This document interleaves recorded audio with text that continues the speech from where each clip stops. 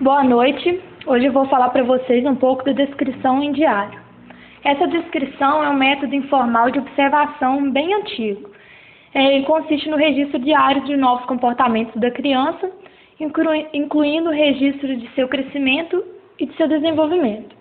Geralmente, essa observação acontece com bebês e crianças pequenas que costumam estar na pré-escola. Esse método foi usado por dois pesquisadores, Piaget e Willett. Piaget observava o desenvolvimento cognitivo de seus próprios filhos, e Willett dizia que esse método tinha a intenção geral de descrever um diário e que esse seria registrar em sequência tudo o que é novo na medida do possível. Para Piaget, esse diário ficou conhecido como diário temático, e para Willett ficou conhecido como diário abrangente.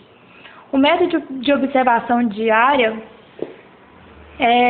precisa de um contato bem próximo entre o observador e a criança, e deve ocorrer por um período mais longo de tempo.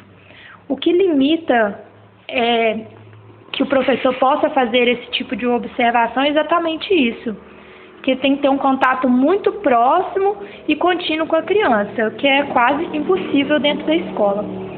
Esse é visto como um método aberto por captar vários detalhes do comportamento da criança, mudanças de comportamento e contexto, então, ocorrendo esses novos comportamentos.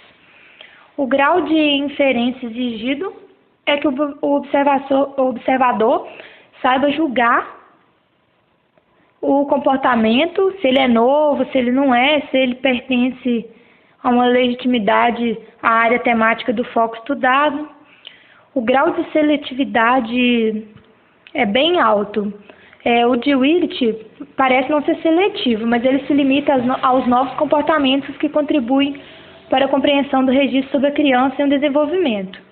E o diário temático de Piaget é ainda mais seletivo que o diário abrangente. Ele se limita aos novos comportamentos que ocorrem somente em áreas específicas de crescimento e desenvolvimento.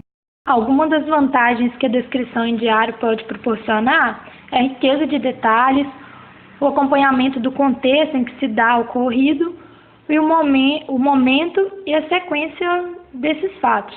A conexão existente entre esses fatores proporciona uma maior confiabilidade nos dados, porque ele tem uma sequência, ele tem o anterior ao fato, o fato e o posterior ao fato. Agora eu vou falar um pouco para vocês da contagem de frequência e do registro de duração. As contagens de frequência são geralmente usadas para verificar a repetição de um comportamento e a modificação do comportamento. Essa contagem pode ser usada não só pelo professor, mas como por um terapeuta ou por um pesquisador, a fim de modificar um comportamento que não é desejado ou para verificar se a mediação feita nesse comportamento foi mesmo, se mudou alguma coisa, Uma avaliação da contagem de frequência é o registro de duração. Para a contagem de frequência e o registro de duração, é necessário primeiro definir um comportamento que será observado, podendo ser selecionado várias categorias, porque esse método consiste em simplesmente fazer uma marca. Então, para tomar menos tempo, a gente cria categorias e que você deseja observar.